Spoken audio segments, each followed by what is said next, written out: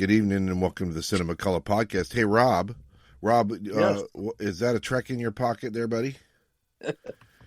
Well, it is, but I am happy to see you, Butch. Oh, thank you. Hey, tonight we take up episode 3 of our 50-episode extravaganza of the thing that America has asked for and pleaded for years, and nobody's come through for them. But we, here at the Cinema Color Podcast, are bringing it to you. That's right. Star Trek novel reviews from the 1980s. Rob McCullough and I, I'll introduce my co-host, Lord Rob McCullough. I'll say hello, Rob. Hey, Butch. It's very good to see you tonight. It's we like these books. There really aren't a lot of good lists of best Star Trek novels. I mean, I looked up a couple today, and they both had Spock Must Die in the top 10 all-time. Oh, shame on you. These people are not reading books. They're not reading, but that was not just for Star Trek. That was all of Star Trek. So any iteration. And I'm like, really? Was it really in the top 10? I'm not sure it was in the top 10 of the Bantam books. I don't know that either of us had it in our top 10. No, I think I did. I think you're right.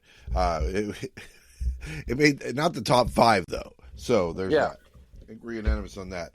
So they're just not trying. So we are here to give you the definitive, never been done, like Butch said. I don't think anyone's ever done this, but some kind of ranking and reviews on the pocket treks. So yeah. Now listen, both Rob and I have read past book number 50. I'm sure. I think my collection goes up to 57, and I've read some since then. I even got like a couple of the DS9 novels here and there over the years as gifts, and read some of those. But we, during the 80s, when Star Trek was non-existent other than the cinematic stuff, somewhere between Star Trek 2 and Star Trek 4, maybe start between 2 and 5, Rob and I consumed the 6 novels a year that Pocket Books put out. And so what we decided to do is we decided to put together the list of the first 50. They helpfully numbered these novels. So we have the list of 50, and then we were randomly selecting them, reading them. It turns out we both own almost all of these still, because we didn't ever throw them away. Some of them we've bought again. Some we have multiple copies of. Some we traded back and forth. And now and as we go, we are reading them, reviewing them, and then we are ranking them as we go. So at the end of this, we'll rank the 3 novels that we've done so far. To catch you up, the first one that we read was Corona. The first one we read was Doctor's Orders by Diane Duane. And then we read Corona by Greg Bear. And now we're reading our third one today, or reviewing our third one today. It's My Enemy, My Ally by Diane Duane again.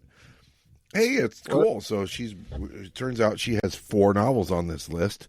The other ones being The Wounded Sky, which is number 13, The Romulan Way, which is number 35, and that aforementioned Doctor's Orders at number 50. So just a little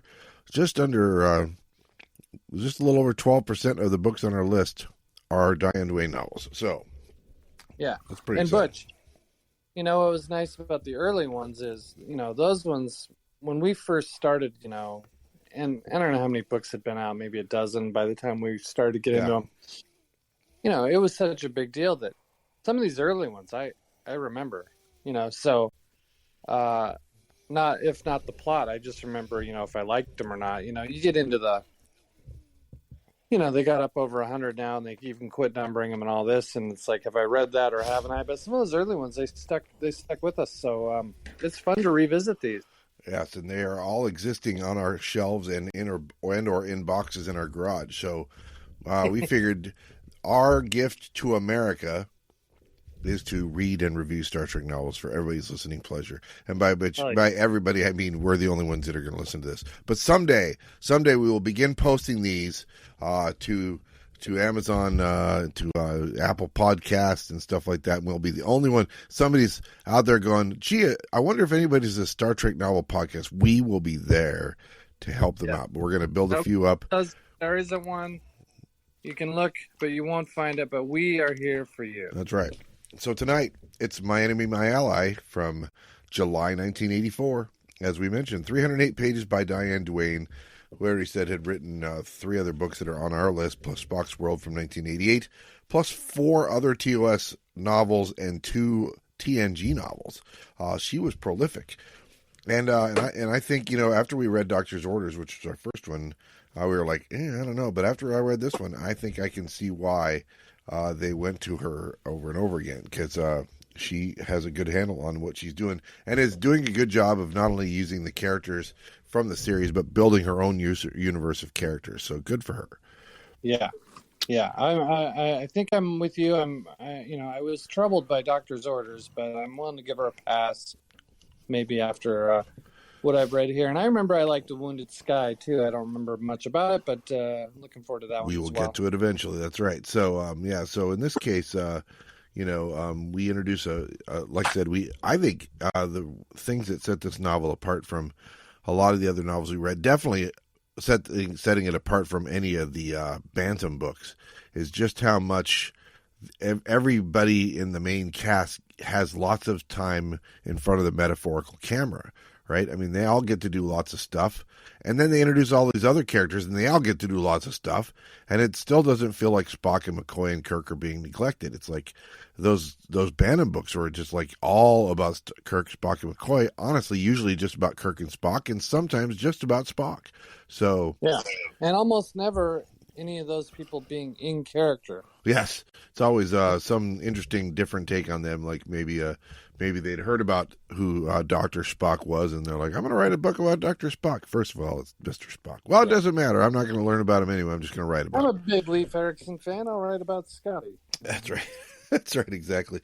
I thought they did. The other thing about novels over the TV shows, or even the movies, even the modern movies, is that in the books, you can really do whatever the hell you want to in terms of making aliens that look weird, occupy different spaces and stuff like that. And she does kind of have a habit of doing that, including making the crew a little bit more, shall we say, multicultural. We got tentacles on the crew. We got pan pizzas on the crew. We got all sorts of stuff on the crew. It's kind of, in that way, it's kind of like the animated series was, right, Butch? Yeah, I think so, exactly. But even then, it's like, a good writer with words can describe things that, a Saturday morning animated show just is not going to be able to get animators to do either. So. And in that sense, Butch, I would say it reminds me of Trinidad versus De La Hoya. Am I right about that? Absolutely, yes. Two of the greatest fighters of our generation. That's right. Let's see. I would say we get a lot of. I always wanted starship combat in my Star Trek episodes and my Star Trek novels, and we get some, and then I'm like, It's like skip ahead. Yeah, we know who's going to win, and which is surprising because younger me was like, that's all I wanted. Why can't any of these books have starship combat? We get plenty of it in this one, and I was like, But it's weird. It's a little confusing and stuff, and it's you can tell she's definitely coming up with some what she thinks is some pretty interesting stuff. I will say this: we get to see a big warship. Federation warship in this one, right? What we would call a dreadnought. What another novel, I believe, novel number 29 is going to call a dreadnought. But in this one, they call it a destroyer, which is interesting because destroyers in naval parlance are actually small vessels. They are not battleships of any sort. They're little tiny guys, just a fraction of the size of a battleship. They actually exist in Star Trek lore too. I think to the extent that you see. Like Star Trek 3, The Search for Spock has a destroyer-class vessel in it. The Grissom is a destroyer-class vessel, right? Okay. A saucer with one engine and no engineering hull, basically, right? Little escort ship, right? Yeah. So, but that's okay. So we can see that one. They call it a destroyer, but we'll call it a dreadnought. That's fine. And then we get also an interesting MacGuffin in this, and I guess that can lead us into discussion of what the mission is here. So our crew gets a mission to they're investigating weird reports that are happening in the Romulan neutral zone, some storm activity, some concern that maybe the Federation and Klingons are beefing, or maybe they're working together again. Stuff that we heard from the series episode, the Enterprise incident, right? Yeah. And we get a little bit of that Klingon Romulan treaty in this, where they're trading technologies and things like that. But all of that is a ruse, it turns out. And the ruse leads to a switch-in mission where Kirk goes rogue using his broad authority as a task force leader and pursues a wild goose, as it were. So that'll be exciting. Yeah. But we get Romulans, so that's cool. I mean, we just don't have that very often in any. And we didn't get it enough in TOS, the series. I don't know that the Romulans ever appeared in the animated series. They didn't appear in any of the movies until Star Trek VI, and then it's only an ambassador. And I guess there was 5. We saw the Romulan person on Nimbus 3, didn't we? Hello, gentlemen. I'm Caitlin Yar. Or Dar, or whatever her fucking name is. Dar. Yeah, it's Caitlin Dar. Yeah. Well, Butch, the Romulans, I don't know about you, the Romulans were always my favorite from the old show. Yeah. And I felt like we got plenty of Romulans in the Next Generation, but they weren't really, I don't know, they looked cooler in the old show. Yeah. They looked cooler, they acted cooler. They were kind of, I don't know, generic-y bad guys in the Next Generation in a lot of the episodes. So, I think so. we got spoiled in the original series with Balance of Terror and the Enterprise incident. Those are 2 great depictions of Romulans, not just as villains, but as characters and having a culture. Yeah, it's interesting. I mean, if you say what's the highest episode on our TOS episodes list that features the Klingons, I don't remember where it's at. It might not even be in the top 20, I don't think.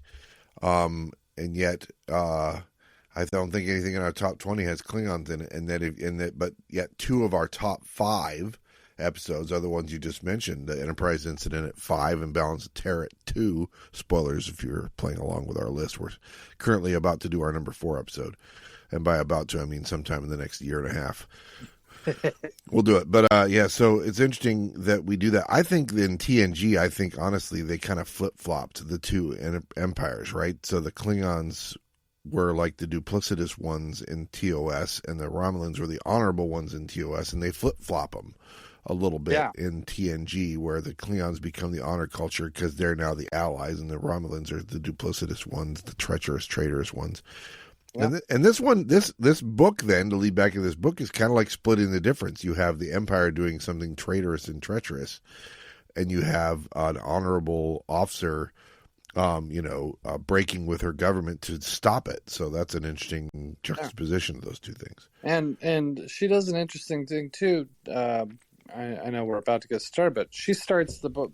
She doesn't start off with the Enterprise. She starts off with the Romulans. Yeah, that's right. Well, she is a Romulan, so there's that. Well, I mean, the author starts off with the Romulans. Oh, yeah. I thought you were talking about the character. I was like, yeah, the character is a Romulan. Oh, yeah. Starts the book, chapter 1, it's the Romulans. Well, let's talk about chapter 1, shall we? All right. Yeah, we shall. All right. So chapter 1, we meet a Romulan commander. I'm going to pronounce her first name. Her first name is Ael, A-E-L. So you might call her the Romulan Ale, is what you might call her. Metesson Tarayalu. It's all this. The Romulans, they fall in love with long strings of consonants and apostrophes. This author does, but she's Al, so we'll just call her that. And she's she's on the outs with the Romulan powers that be, the Praetorate and the Senate and stuff like that. She's been transferred to a different ship, although she has some loyal officers with her. There's a lot of politics going on. What she is doing is planning on striking a bargain with an old adversary, is what we learned. We also learned that she is an auntie. I think she's the auntie of the Romulan commander, not from Balance of Terror, but from Enterprise Incident. She references her sister's daughter is that person, and we find out what happened to her, that she kind of got, like, after the Enterprise incident where she gets captured by the Enterprise and has her cloaking device stolen by the Enterprise, she gets like exiled from the Romulan Empire. Really, really one of the more memorable guest stars in all of the original series, in my opinion. Yeah, a perfect example of that. And we got a little bit of the politics and political intrigue mixed in with the military stuff in Balance of Terror, where, the Romulan commander, who looks a lot like Spock's dad, spoiler. He's got people second-guessing him on his own crew. He's got people in communication with the Praetorate or whatever, or the Senate back, behind his back a little bit. He's having to demote people on the spot once in a while to keep keep his hand firmly in charge of the ship. But so this you know, the way she's describing this setup in chapter 1 with Ale is kind of, again, splitting the difference between those two episodes, where you're getting some of this stuff, but it's consistent with what we've seen. Yeah, that's an excellent point. Yeah,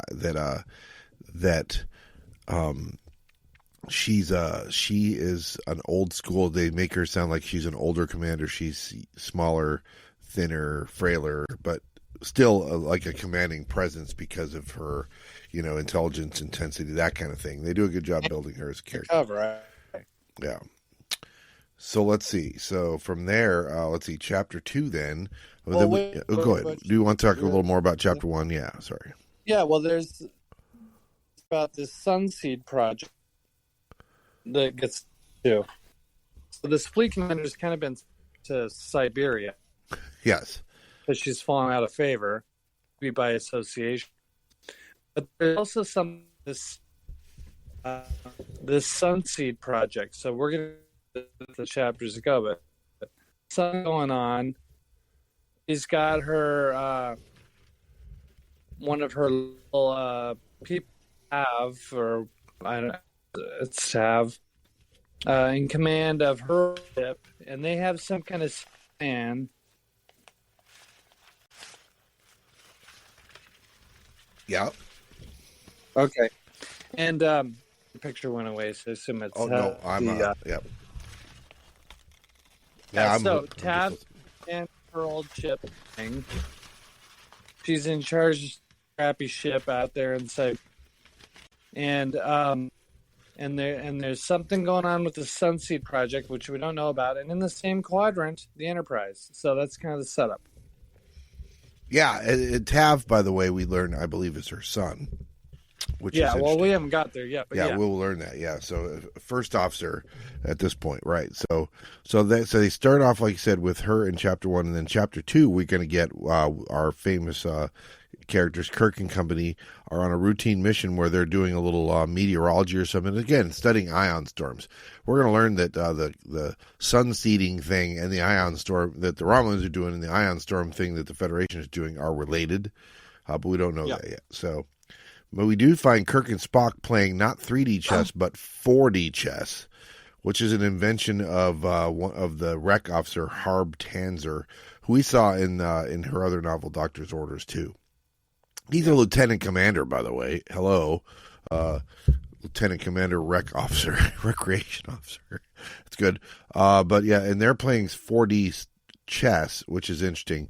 Kirk's getting his ass handed to him, and Bones, strangely enough, asks if he can take over and beats Spock in this 4D chess, which is brand new, which is pretty, comes not only beats Spock in chess, but spots him a lead that Kirk handed him and then beats him in chess. The whole idea is in the 4D chess is you can send your pieces forward in time so that they appear somewhere unexpectedly, something or whatever. Yeah, it sort of uses, I thought this was a fun chapter. So they're talking 4D chess, and it feels like it would fit right in on an episode. But somehow they have rigged it to where it has a little transporter that will beam your pieces in and out at various times, depending on how you did whatever you're doing with your moves. So sometimes your pieces aren't all on the chessboard. So not only do you have the 3D chess, but you never know when other pieces are going to appear or disappear.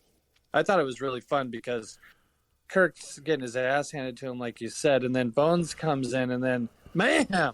Yeah, who saw that coming? Yeah, we never get a sense in the original series that McCoy is into the chess thing. I'm trying to think of even a scene where he's in the room when Kirk or Spock are playing chess. It seems like it would fit, though. It does seem the way she explains it, like, oh yeah, there's a lot of psychology in chess. Yeah. Oh yeah, and just because just because we didn't see it doesn't mean he's not doing it, right? So that's fine. Yeah. We just never see it. So then we learn a couple details about some of our characters. We learn that Chapel is working on her doctorate, and that's why we're not going to see her. We don't see her in Doctor's Orders either because she's away. So instead we have Leah Burke, who's like his head nurse while Chapel's away. And I don't really know what the purpose of that is, but maybe they're talking about Chapel, because we learned from the motion picture that Chapel is an MD by the time the motion picture rolls around. So I'm sure it looks good when you're trying to get into medical school to have a tour of duty with the Enterprise. Dang right. Resume that looks good. But I also thought they did something fun that they had always hinted at in the show, which is really dive in a little bit to the Chekhov as Spock's protege.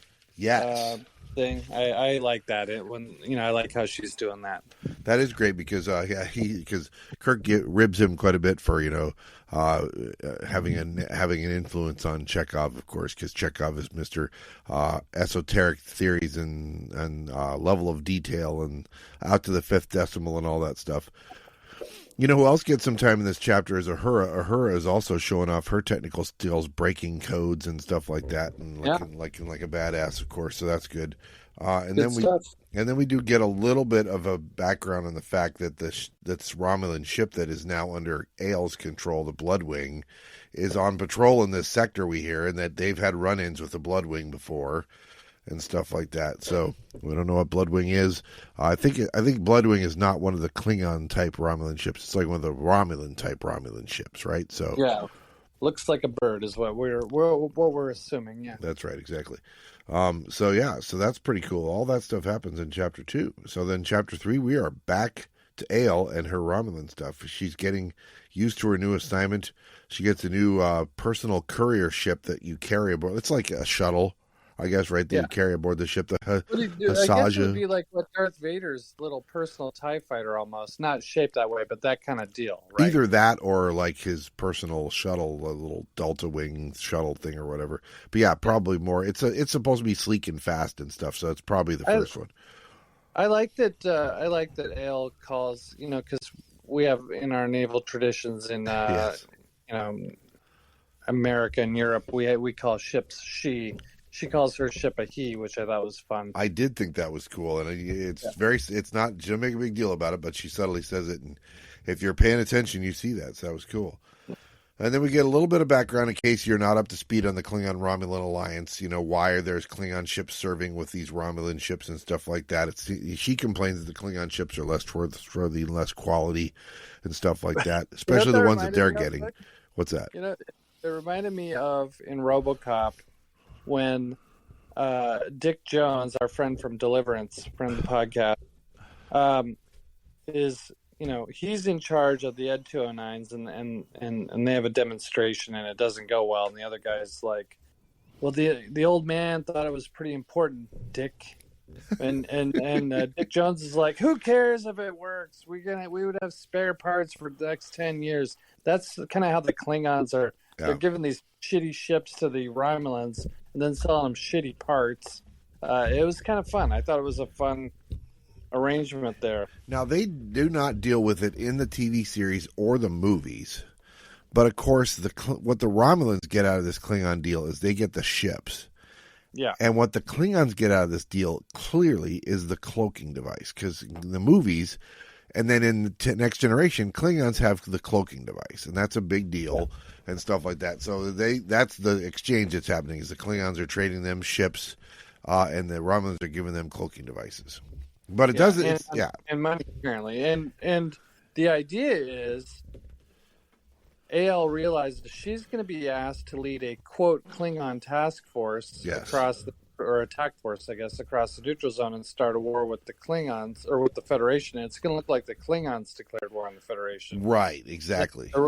And the Romulans are going to sit back and pick up the pieces, and this does not sit well with Ael because it's treacherous and dishonorable. So, she's kind of, in that sense, she's like her niece, an honorable and very capable Romulan commander. Excellent, and that's an excellent. I wrote down that she has no desire to die by honorable suicide. And that she doesn't abide treachery, basically. It's kind of the gist of this. And we do get, they're going to use this to start the Federation-Klingon War and pick up the pieces. That's very consistent with the Romulans in Next Generation. So, again, this is a good bridge between Romulans of the TOS and Romulans of Next Generation in that way, too, right?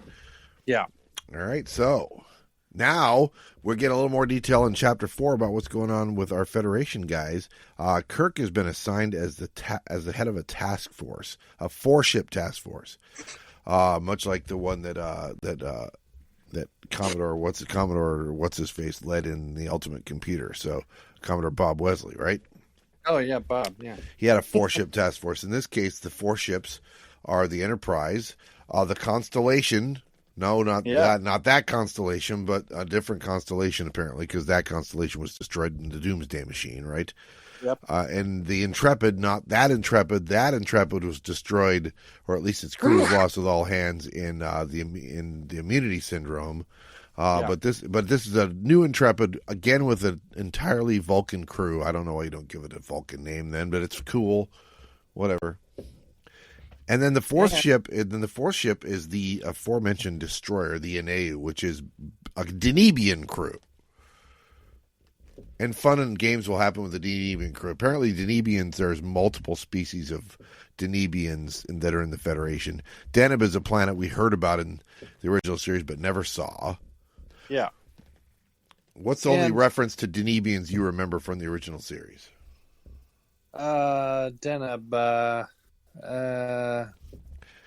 Kirk is described by a Klingon in The Trouble with Tribbles as a Denebian slime devil. Yes, exactly. Slime devil, yeah. And the way they describe the Ineu, the destroyer, is it sounds like that new ship they kind of pull out of their ass in Star Trek Into Darkness, where it just shows up and it's way bigger than the Enterprise. Twice the speed, 3 times the firepower. Yeah, that kind of thing. Yeah. Yep. Yeah. Pull it out of their ass. Exactly. That's right. It's being built in. You thought you were getting Francesco Damiani and Riddick Bowe shows up. Like, oh, hello. Well played. That's a well put description. So yeah, their sector they're going into has a lot of ion storms. Interesting. Things are coming together, and then we meet some new crewmen, including the Horta crewman, Ensign Nahrat. Yes, Ensign Nahrat, who doesn't wear a uniform but is a Horta and uses a universal translator to talk. He is involved in biomath and chemistry, and I think somebody calls him a Boy Scout at some point. Which I don't know if he was technically a Boy Scout. Well, this is a fun chapter, Butch, because there's a lot of callbacks in this chapter. Yeah.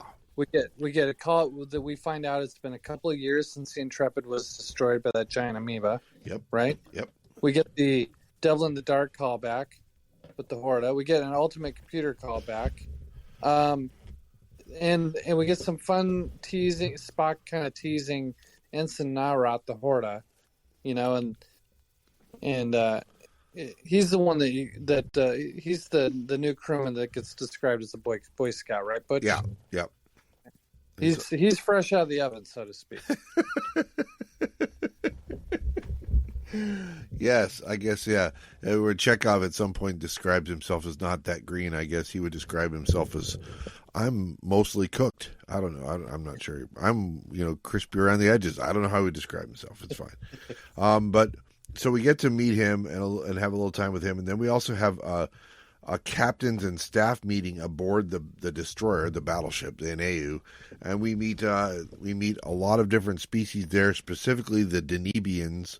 There's a couple different species of the Denebians, one of which kind of sounds described a little bit like how the Andromedans are described in by any other name.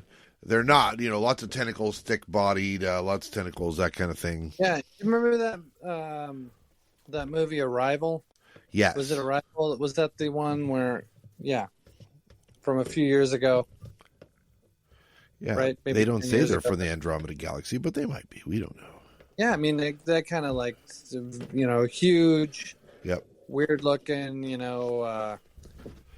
Lovecraftian maybe. Yeah, Lovecraftian, exactly. And so then there's some other ones. I think the captain of the ship, which is Nahal Ruhal or whatever, who's another Denebian, kind of seems like a leather couch with lots of pockets or something like that. It's weird. I'm not sure. So we meet Mike Walsh, who's the captain of the Constellation, and Captain Rahal of the Ineu, and then Suvok, the S something K, Star Trek tradition for Vulcan males. So he's the captain of the Intrepid. They're all there. They're meeting in a big room on board the big ship, and they're talking about how their mission is. I don't really get what their mission is. Their mission is to go there with a task force and make a show of force. Force the Romulans' hand. They're going to be really spread out so they take up a lot of space but can come to each other's aid, blah, blah, blah. Yeah, I wrote the mission is very vague. Yeah, vague is correct. So go out there and do something. And we give you broad discretion to use your own best judgment as to what to do. Boy, did they probably would have rethought that if they had any idea what he was going to do. But that's fine. We don't know that yet. And then Bones gets to spend some time in the sick bay of the Intrepid to see what the Vulcans are doing in their brand new snazzy sick bay. But not much comes of that. Well, he gets complimented by the captain of the Vulcan ship, and that was kind of fun because he didn't even know what to do with himself there. A Vulcan saying something nice about me. I don't have any idea what that's like, he says. Yeah. Yep. He's so used to bantering with Spock, and now he's getting paid these highest of the high compliments there. He was a little out of his depth. Yeah, but this is, like I said, I think you said this is an interesting and fun chapter, and it is because, we get to spend time making the Federation look bigger than it looks in the original series a lot of times, right? I mean, we get Journey to Babel where we get to see some other Federation species, and that's just about it. I mean, we'll see them again in Whom Gods Destroy, but for the most part, those are, if you like Andorians, those are your 2 episodes in the original series, baby. Enjoy them. I mean, most of the time it's just the random stray planet, maybe Cloud City here and there, and a colony, and we're going to go give a physical, and that's kind of, you get the impression it's a bunch of planets with not a lot of people on them, unless something's destroying the planets, then... and then they have lots of people in the destroyed ones, that's right. Yeah. Yeah, that happens a lot, of course, and maybe it's going to happen in this one, too. We'll find out. So, all right, so Chapter 5, then, back to the Romulans again. Although it seems like we're nearing a point where they're going to get together. So Ale is playing the part of the angry commander, because she's plotting something big, something about sworn oath and stuff like that. And I think the quote I wrote down here was, "When honor dies, when trust is useless, what use is life? When trust is useless and when honor dies, basically." So she's going out on her shield for the purposes of honor, right? She's not going to just play her role in this dishonorable thing that's about to happen. Yeah.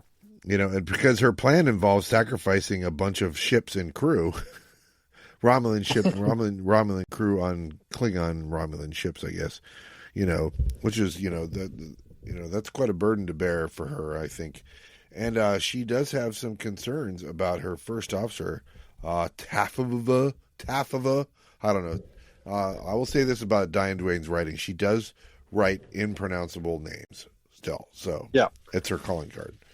It's not as bad as Doctor's Orders, but, the long and the short of it is she sabotages her own ship, and that, because she's not going to play ball. Yep. Her old ship, the Bloodwing, arrives, and then she skedaddles on her little, cool ship, her little, one-person shuttle, and the Bloodwing destroys the sabotage ship, so no word gets back to the Romulans, the Romulan High Command that they did this, but her traitorous ship that she had sort of been quasi-exiled on is now destroyed, and she's back with her loyal crew on the Blood. Yeah, and that's an interesting detail, because she's already committed treason that if she's found out, she's toast. So the die is cast, as it were, right?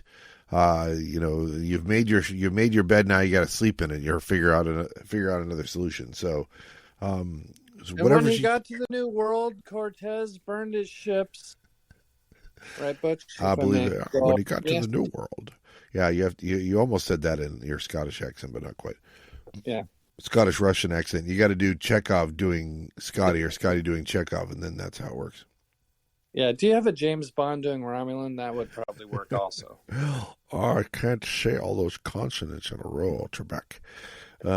So, all right. So now we're back to our heroes in Chapter 6 in Uhura, and Lieutenant Freeman are working on working on an old movie projector, I guess. They're turning into a 3D holo projector for some reason. Just showing that they're technically adept and they're tinkerers, which is cool that they're making Uhura a tinkerer.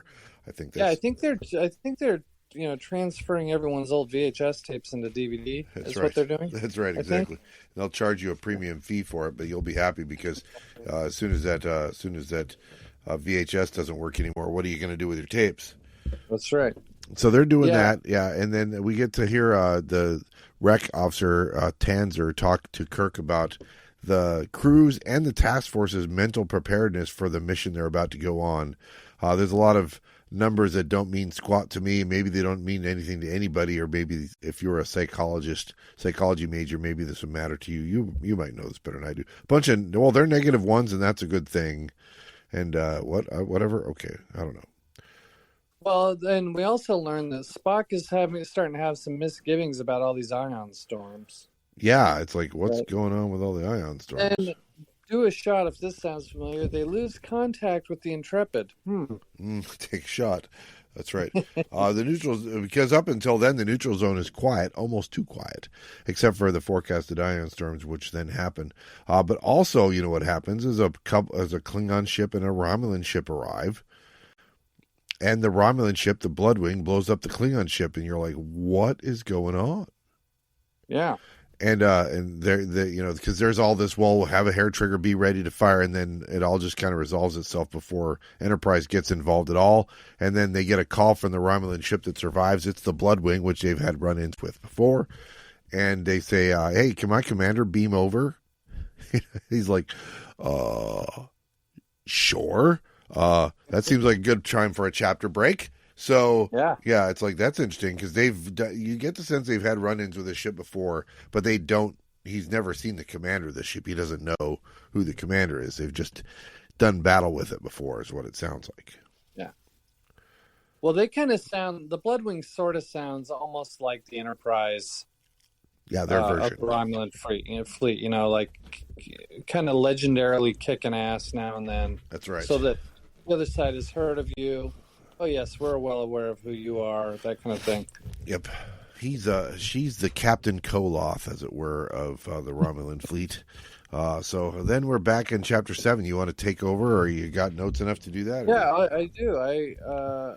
So Ale, beams over and tells Kirk, Spock, and Bones that Romulan research has been focused on giving Romulans the paramental abilities of Vulcans. Yes, something that we learned that the Vulcans didn't develop till after the Romulans left. Right. So a couple thousand years ago, a bunch of Vulcans left and would become the Romulans. Yep. And in that time, Vulcan, worked on their mental stuff and their mental disciplines and logic and all this, and the Romulans continued being warlike. Well, and as we've seen, and we talked about this the other day when we watched Star Trek V together. Yes. Some of the, Cybok was, showing people, their past memories and stuff, and kind of understand what's going on without even touching people. Spock, of course, can mind meld with people. Apparently, the Romulans' plan is they're kidnapping Vulcans. Yes. And they're experimenting on them. They're experimenting on trained Vulcans and kind of taking their brain matter and trying to shortcut. They're basically going to try and get those own telepathic mind reading, if you will, powers. The easy way. Easy way, yeah, without learning maybe the wisdom of how to use it. So, yeah, that's pretty diabolical. You spent so much time trying to figure out if you can, you didn't decide if you could. Yeah, and it sounds like Ale thinks that this is a monstrous plan. It's very dangerous, and they have to destroy the research station where this has been going on, right? Yeah, that's Lavari 5, I think, yeah. But then we also find the nice twist, which we have already spoiled, which is that, oh, by the way, you guys fucked over my niece bad, and we're still going to have a score to settle. But, can you help me with this other plan? Yeah, that's a good exchange right there, because Kirk says something about how the Romulans stole some technology from them, and then she's like, yeah, it seems like we both steal from each other, because obviously she's making the crack about Kirk stealing the cloaking device from her niece and stuff. Yeah. So, and McCoy definitely is also not on board with this monstrous kind of experimentation either. But she's on the right side. She's like, look, I want to stop it too. And I'm taking an awful risk here to do that. So maybe you want to help out, maybe. So she asks, we can do this with your help. We can do this. Without it, it's like it's not going to happen. There's no stopping it. Your task force would never make it. Our only chance is my plan. And you know what's fun about this, Butch, is that this is the kind of plan where we know from watching the show, if Kirk tries to, subspace radio back for permission, they're never going to go for this. They're going to be like, no way, we're not falling for this shit. Some Romulan commander tells you this. So he's on the hot seat. Well, he's going to take a little bit of convincing too. I mean, Bones is not on board and Spock is not on board, but they're like, look, there's one way we can tell if she's lying to us. And she actually volunteers it. How about you just mind meld with me and we'll solve this problem? You can decide for yourself if I'm telling the truth. Yeah. And so they decide to do that. So Ale goes to Spock's quarters. She has some intel on him. She knows who his parents are and stuff like that. And she likes his sword. It's like an artifact from the old days of Vulcan when the Romulans were still there. It's like, you get the sense it's like their version of a samurai katana sword or something like that. Yeah, what was that thing in the Kill Bill movies, right? There was like only a handful of these swords. Master. I always think the Green Destiny from Crouching Tiger, Hidden Dragon, but yeah, it's the same thing. Yeah. Yeah, so they do the mind meld, and it includes the commander from the Exile incident, from the Enterprise incident, and stuff like that, and a lot of stuff about the exiled and the dead. And there's an exchange both ways. That was anything memorable about that whole mind meld thing between the two of them for you? No, I don't think so. Me either. So yeah, but it happens, so that we know that. So. Anyway, she well, it turns out somewhere along there that an ion storm might have played a role in the Intrepid getting lost contact. Surprise. So the long and the short of it is Kirk's in. Yeah, and because she admits that the Romulans have must be that star seeding or sun seeding, right? That they have an ion storm inducing device. And that's how they sneak attack the Intrepid. That's how they sneak attack some of the other vessels that have disappeared with Vulcan crews. It's all coming together now. And so they're like, well, I guess Spock verifies that she's telling the truth about the plan. So they decide to go forward with it and not to ask permission, but to ask forgiveness later. That's right. And we did learn from the original series that an ion storm is extremely dangerous and you could lose the ship and no one would really ask too many questions about it because that's what happens in ion storms. Shit happens out in space. Jettison, that's right. Thanks. So somebody says, well, why don't we just do a direct assault, right? It's like, why don't we just send the task force in and attack? And the answer is it just won't work.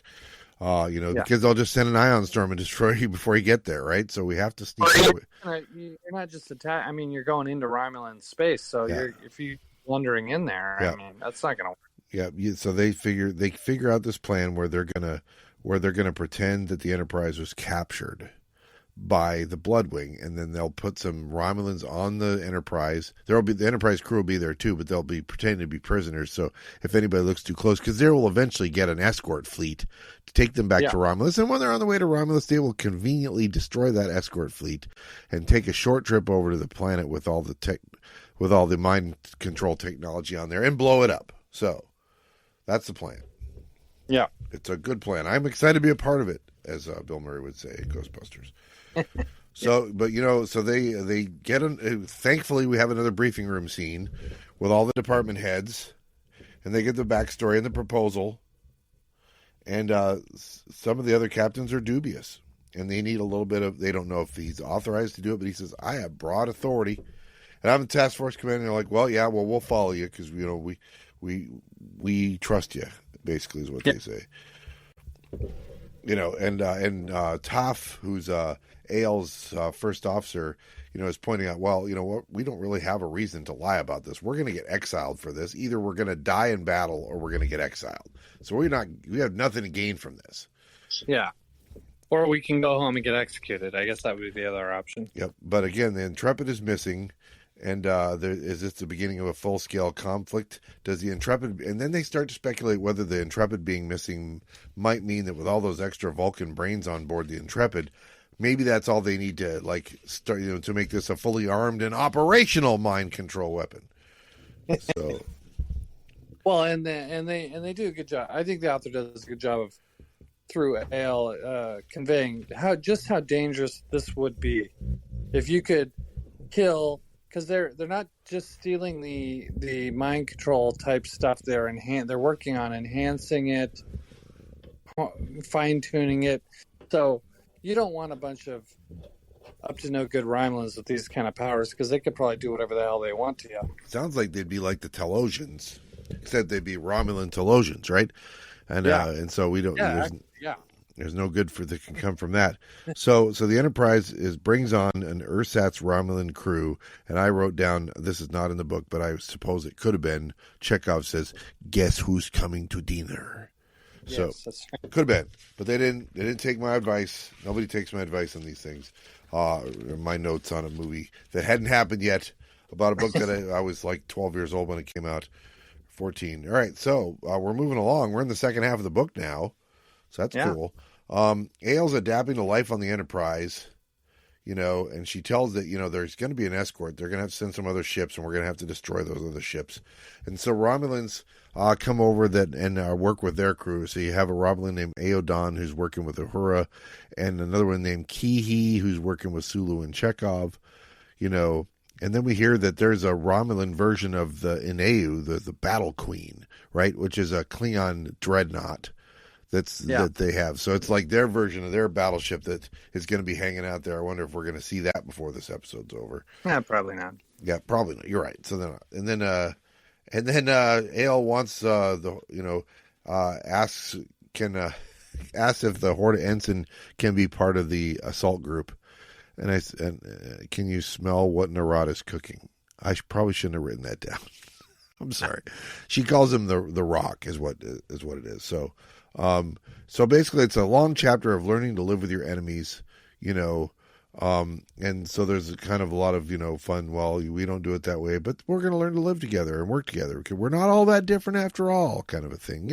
The life lessons you learn in like a mid chapter of a novel. Yeah.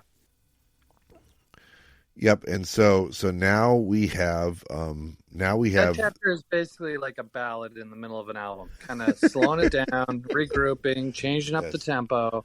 Yeah. Right. But the one thing that comes out of this is that the Romulan escort vessels show up, and some of them know Ael, who's like, yeah, I captured this ship. And she has this whole story about it. She takes them down, shows them video of her slapping around Kirk and putting down an uprising of Kirk and the other prisoners down there. And she actually gets an actual punch in on Kirk, who then repays her a little bit. And then he pays her back at the end of the scene, I think, too. So that's fun because they're working together, but she still has a score to settle about her niece. So it is what it is. All right, so now let's see, where are we at? Oh yeah, so now Kirk is a captive on his own ship, and he's starting to have second thoughts about this. It's like, I really have no control over what happens now, basically, right? I'm taking a word for it, and I believe it, but he does not like to be not in control of his surroundings. So you can tell she does a fairly good job without like coming out and saying so, of basically showing how he's like his mind is playing tricks on him about now that I don't have control, I've lost control, I've lost command. And so he's and he finds out that Bones, or that Leah in sickbay, has been sharing medical knowledge with the Romulan, and he's like pissed. It's like, we're supposed to be working with him, not helping him learn our stuff. Which is ridiculous, because the first thing Kirk does whenever a possible enemy comes on board is, here's all the record tapes. That's right. Can I get you some manuals? Can I show you around? This is the button. If you push, then all of their stuff blows up. Yeah, don't push that button. Hint, wink, wink. Yeah. Hey, yeah. Scotty, do you have that manual on how to take over the ship and run it from a small closet on the... Yeah, it's ridiculous. Well, interesting. So now Kirk and Bones have a conversation while he's in sickbay about, hey, by the way, let's talk about how you beat Spock in chess. When did you learn how to play chess? And he's like, well, I have an A7 computer rating. I don't know. It's like he has a 700 rating in chess or whatever. And and he's like, yeah, I use it all the time to learn about people, right? You can learn a lot about a person while playing chess. And Kirk gets this idea, hey, why don't you play chess against the Romulan commander? He's like, I did that an hour ago. Which is great. Yeah. I'm way ahead of you. Once again, you think I'm a dope over here and I'm smarter than all you and Spock combined. So and then he already did, and she wiped the floor with him, basically, is what it is, right? Yeah. And then her and Freeman are working on some device to disrupt communications, which is going to come in handy when they got to sneak there, when they got to blow up some enemy ships without letting anybody know what's happening and stuff like that. So they say build 4 of them. They actually build 5 of them, but that's cool. And then red alert. Yeah, ahead of schedule. Here come the Romulans. So, and they have a nip and tuck battle. Yes, they do. But both the Enterprise and the Bloodwings survive, right? But it's nip and tuck, like you said. Yeah. And then in Chapter 13, which I believe we're on, they kind of plan out what the boarding sequence and the fighting in the corridors and all that shit is going to look like, how they're going to attack the station and all that. So, we're getting ready for showtime. That's right. They're planning their walk-in music and stuff like that. They got all that.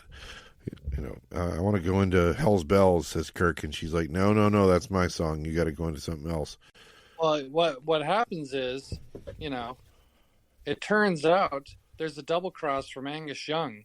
You might have thought you were. Well, yes, exactly. Yeah, it was Malcolm all along. Who saw that coming? I didn't see that coming. Jesus. Yeah, that was crazy. Yeah, that was pretty funny. Well done, Rob. Yeah, and then at the end of that chapter, they kind of decide, with all these Vulcans down there, I don't know, we have Vulcans and Romulans on board, I don't know how we're going to get everybody off. We might need to get the Intrepid back up and running if it's there, and it turns out it's there in an orbit. So they approach the planet's there. Al contacts the commander of the secret military technology base, and finds out, he's a little distrustful also. And oh, by the way, if you'll look over there, you'll see we got Battle Queen waiting over there. So you might have to factor in Battle Queen into your plans. Whatever. Although it's not clear that they understand that something's about to happen, but it's clear that somebody understands that something's about to happen, and the backstab is in. Let's just put it that way. So, Butch, if I may, because it's important to be topical. It's not the Queen lying in state; it's the Battle Queen lying in wait.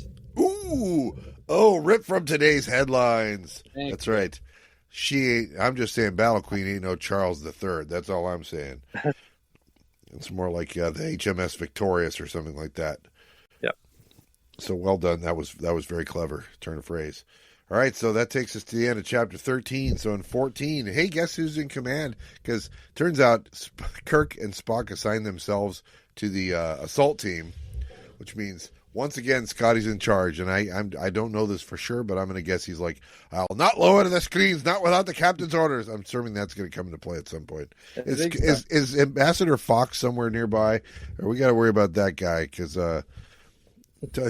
you should never have Ambassador Fox nearby when you're leaving Scotty in charge. I'm just saying. Well, it sounds like you have some small experience in these types of incidents, Butch. Some small experience, sure. Yeah, So they're going to go, and right about the time they beam down to the station, we get the double cross, the swerve as it was from Tav. Yeah. Yeah, not cool, Tav. And they did talk in this chapter about saucer separation, which I thought was cool because this is before the Next Generation. Yes. And I don't remember them ever talking about it on the show, the original series. They didn't talk about it on the show, but they had talked about it like behind the scenes and stuff like that. So, yeah. Well, apparently Diane Duane knew about it because she talks about it, and I was like, "Well, that's kind of cool," little ahead of schedule, But that being a possibility, that's probably something you and I had never even considered at this point in our lives yet. Probably not. No, I think I learned about it from that simulation game, the Starfleet Battles game. They had that. The idea is if you take the saucer off of the Enterprise, then the saucer has the impulse engines on it, like the little red engines on the back of the saucer, and then the two big nacelle engines, that's the warp engines. So the saucer can zip around at impulse speeds while it's disconnected from the from the main engine, the main piece. So of the what ship. would be the point of that? Is that if there's a warp core breach, you get rid of the crew? Basically, yeah, that's right. Everybody gets on the lifeboat, and then it can sustain itself with engines and move around a little bit. It can't get back to base because it doesn't have warp engines. But there's that. Or if, in the case like this, somebody captures part of the ship, you can separate the ship to keep them from capturing the whole ship or something. I don't know. Huh. Yeah. Because most of the weapons are on the saucer section, so... Yeah, so if you separate them, the warp engines don't have weapons to go with them. Yes. And weapons aren't doing you much good if you're crawling around on impulse power, probably. That's right, especially if you've channeled the phaser power through the warp engins. Looking at you, Will Decker. Damn it. Great idea, Will Decker. Well done. So things go wrong, and Taff is behind it, and Chekhov and Sulu and that Romulan key that they're working with form a strike team and they're strapped for battle. They got like grenades hanging off them. They got pistoleros in their belts. I'm sure Sulu has a foil. This is like every 80s horror movie ever where you stock up, you swing by the hardware store, you get ready for battle, you get your booby traps set up, right? All of it. This is my ship. I have to defend it.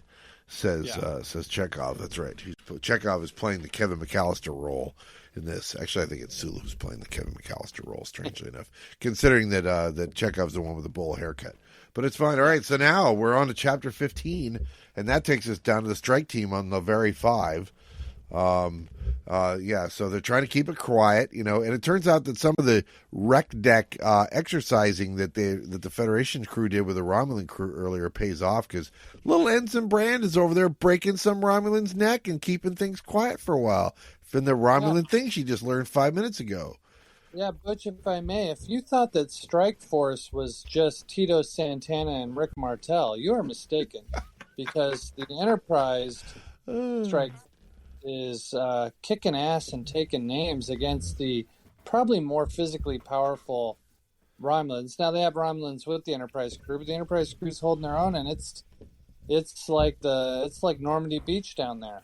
Yeah, exactly. And things get really hot and heavy when the klaxons sound and the Romulans know that they're there. It's going to be a running fight to get everything done that they need. And then all of a sudden there's Spock having troubles. Spock can't think straight. Spock can't move around like he does because obviously the weapon is at least partially in effect, and Spock, being a Vulcan, is more attuned to or more in danger of being affected by it. Yeah, remember the hippie episode when they were using sound waves and Spock gets...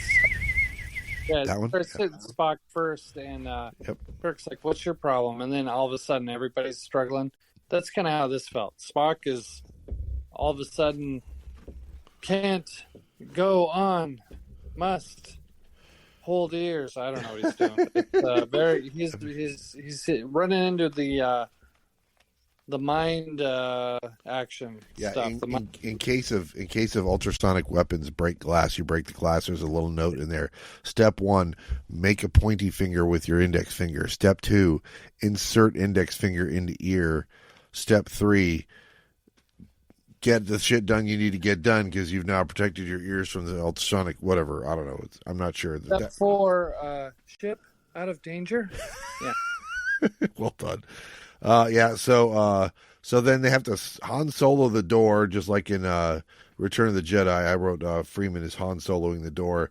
And then our new backup communications officer, Athende, who's an alien race with lots of tentacles on him, grabs a Romulan who's going to say, I ain't talking, copper. You can't make me talk. He's like, well, this tentacle actually has a mouth on the end of it. How about I just chew on you for a while? You taste pretty good.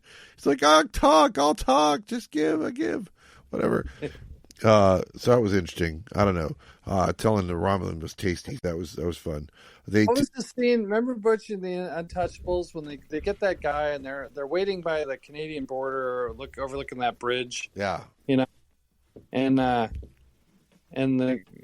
they're like, hey, so what's going on here? And the guy's like, go fuck yourself. I'm telling you shit. Yeah. You're going in all day, Georgie.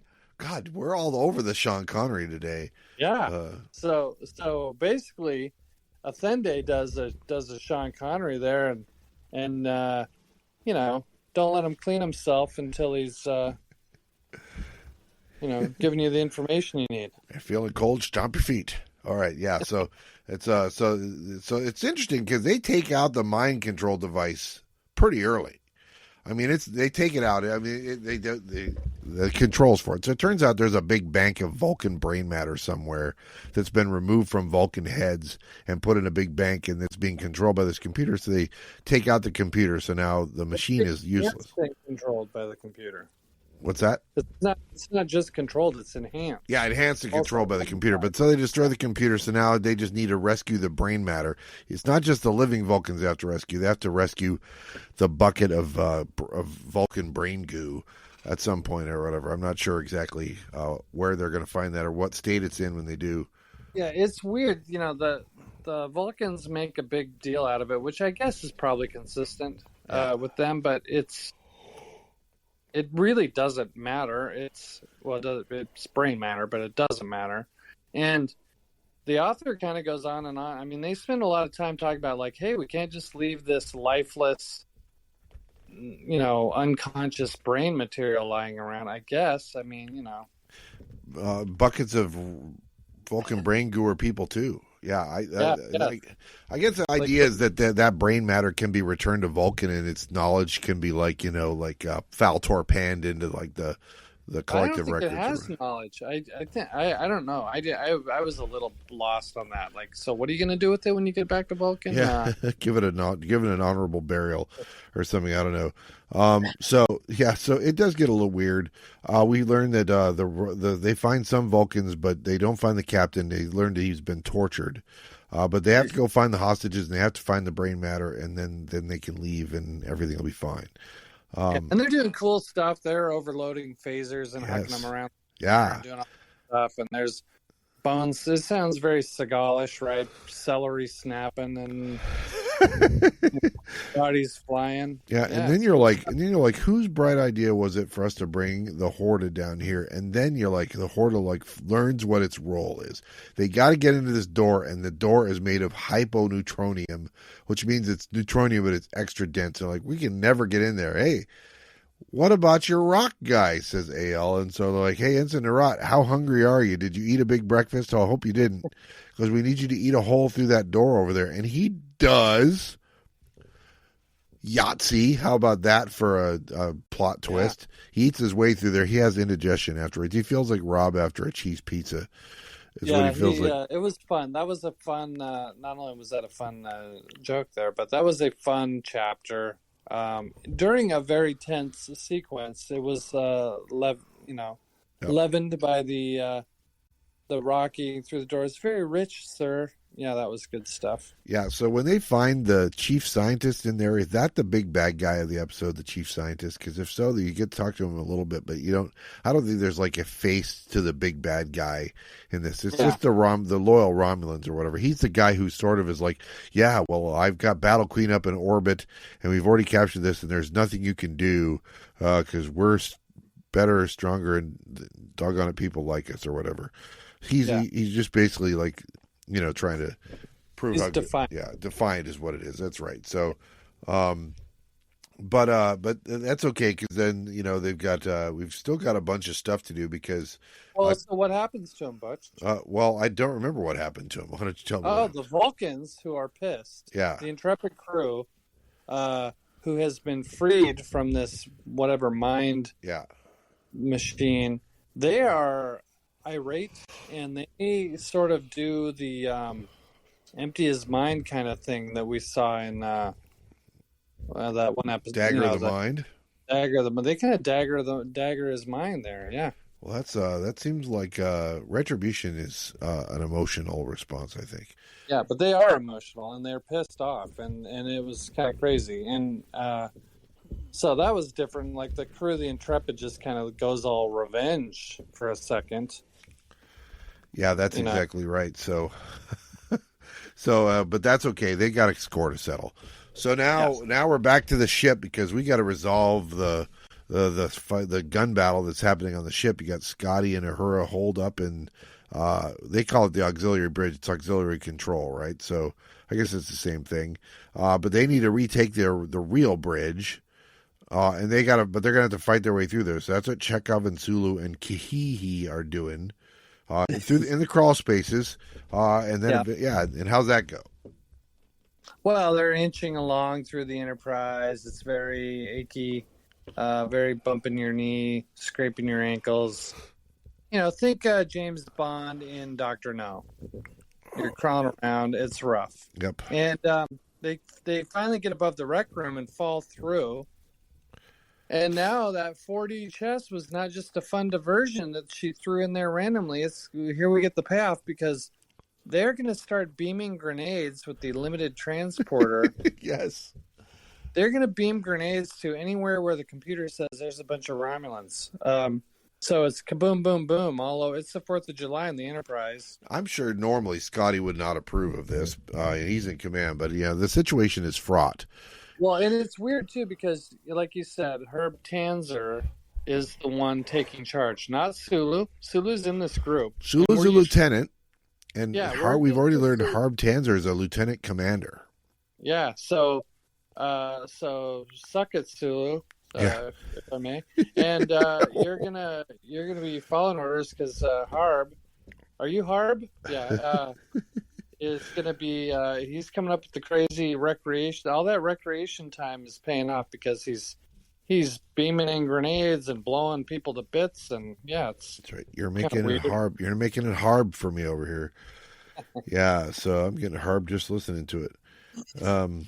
So they do that, and they even capture what's left of Taff. Was on in one of the one of the grenades they beam over. Doesn't quite kill him, so that's good because he's going to get his moment with his commanding officer in a little while. But they managed to complete the assault just in time too because another Romulan task force has arrived. Hooray! Yeah. This one is the Lokai, the Helve, and then of course don't forget there's the Battle Queen, and all three of them are coming at the Enterprise when Sulu and Chekhov get up there onto the bridge. So shit's about to go down. And so that's where we're at. So chapter 18 then, Eyal finds about Taffova his betrayal. She's nonplussed about that, I think. Yeah, she's not happy. That's right. But it turns out it's not 3-on-1 with the Enterprise against those three Romulan ships. It's 3-on-2. It looks like it's 4-on-1 for a sec because Bloodwing at first starts attacking, but then it's 3-on-2 because they managed to. Well, actually, pretty soon they even the odds, don't they? Because it's gonna be 3-on-3. Because the Romulans beam up to the Bloodwing and retake that, and then the Intrepid crew and Kirk and the team and the strike team from the ground, they get onto the Intrepid and restart the engines using some antimatter that was loaned to them. Well, and also, Butch, don't they, isn't there, it's like, oh, how are we going to get Kirk and Spock and everybody back because we've got our shields up and we're under attack, but we could use the battle station or research facilities transporters and the Intrepid and all this other kind of workaround stuff. Well, they can't get onto the Enterprise because the Enterprise's shields up because the Enterprise is being attacked, right? But nobody's paying any attention to the Intrepid because it's abandoned and because its engines are shut off. But they do the quick restart on that, so that's cool. The cold restart, although, without a planet spinning in front of them, it seems a little weird. But that's cool. And so now that evens up the odds. They use the fake ID device, which they showed us in the first scene. It's Chekhov's logic button thing or whatever to make it look like a Romulan ship or whatever. I don't exactly know how they used that, but that came into play somehow and allowed them to get over during the very complicated battle sequence with all the different ships flying at warp 5. Well, what it was, Butch, if it's you get behind a car. Yep. And you say, well, is this the Honda we're looking for? And then you say, no, that says it's a Prius. It turns out they've switched the the logo or whatever. That's right. I think that it's that kind of thing. Hey, that looks like the Enterprise, but it's got an Audi. It's got the Audi tail symbol there, so that must not be the Enterprise. The Enterprise is a Beamer, so yeah, so they don't shoot at it, and then next thing you know, the Enterprise is shooting at them, and they don't know what's going on. Yeah. So the long and the short of it is that eventually we get a 2-ship sandwich, which the Bloodwing and the Enterprise blow up the Battle Queen, but good, resolving the situation. So, situation resolved. Smoke him if you got him. Yeah, and so we escaped the bad guys. Hooray! Yes. We've got the Vulcan crew back and the genetic material. Hooray! We also have the Sunseed program. Hooray! Yeah. All's well. Tav had his reasons for, his treacherous shit. All calling back to the Enterprise incident. And AL understands and then puts him out of his misery. Hooray! So, everything's coming up else. There was one thing I noticed in this when Kirk is like citing his commendations for his officers. He cites 2 officers who have had promotions since last we knew. It's Lieutenant Chekhov. He was Ensign Chekhov during the TV series. And it's Lieutenant Commander Uhura. She's a higher rank than Sulu is. Sulu is listed as Lieutenant Sulu, but Uhura is listed as Lieutenant Commander Uhura. And also Lieutenant Commander Tanzer, which is really weird. It's like, but yeah, so that's cool because they throw all those out. And then, so then we have the farewell between AL and Kirk, parting is such sweet sorrow. I'm just glad she didn't have like the Horta burp or something at the end. They shouldn't do anything crazy like that. But yeah, AL has, her plan has succeeded, but she cannot ever go home. She had to kill her son. I mean, so it's kind of tragic, and but at what cost, Kirk? Your ship, your son. Yeah, cost would have been her soul if she hadn't done it, though. So that's why she did it. And then we have the kind of the weird thing where after 2 months they're back on Earth. Yep. And then let's see. Oh, and Seattle gets a shout out, by the way, in this final chapter. Hey. And then Kirk kind of goes out to the middle of nowhere somewhere and hangs a banner in AL's honor, since they will never be able to do that for her back in her homeland. Yep. Because she's dishonored forever, for generations probably. But he hangs one, I don't know, out in the redwoods somewhere or something. Pours one out for her, as it were. I guess it's one of those kind of somber endings that we got, in the show once in a while. What of Lazarus? What of Lazarus? Yeah, exactly. So I don't know, kind of a weird ending, but I mean, it all ended well. Their crazy plan, they pulled it off, and crisis was averted, and it was good stuff. Yeah, I thought it was terrific. I thought it was terrifically done. It's a complicated story, but they pull it off. It's a good, interesting MacGuffin, which I think, to the extent that I think that they fell down on anything, they should have made the thing that they were going there to stop scarier. They actually activated it. It just made Spock a little bit tentative. Maybe it had no effect at all on Kirk and crew. If it had, that would have been something. But if all it was going to do is make Vulcans pensive, I don't know how dangerous this device was. Yeah, it seems like it should have just like scanned the their heads human. explode. Yes, exactly. Yeah, but it didn't have any effect on them, which is dumb. Yeah, and then you have all the humans get scanned and stuff like that if they come within a 15-foot radius. So they send Nalrot in, and Nalrot eats it, and then that's how they get around it, right? Because he has no head to explode, right? So that's my theory. I don't know. I haven't given a lot of thought. So, but anyway, it was weird, and in the other MacGuffin of the weather. Ion storm, whatever, was interesting too, and they did kind of use it on the Romulans in their escape. And presumably, now that the Federation has this technology, they will be more aware when there's weird ion storms happening, that maybe something is amiss, and not let it get used as a weapon against them again. But yeah, it was. Yeah, I mean, she mostly tied up all the loose ends, I guess. So I think so. So overall, I thought this was a successful novel. It's 300 pages long, but it doesn't feel like there's a lot of wasted space in it. Maybe a couple of spots here and there, But the characters feel like there's a reason for them being there instead of, I think Corona, for example, the last novel we did. I wasn't sure why they needed the reporter in that novel at all. They had her, but I don't know what they needed her for. But it feels like the extra characters in this play an integral role to the story. So there's that. So if we're going to rank these, I think we only have 3 so far, and there's a pretty good distance between 1 and 2, and a pretty good distance between 2 and 3 so far. So I have this first, Mining in My Alley first, and then I have Corona second, and I have Doctor's Orders third. Is that what your order is? Yeah, I thought Doctor's Orders was pretty awful. I thought Corona was good, and I thought this one was really good. Yeah.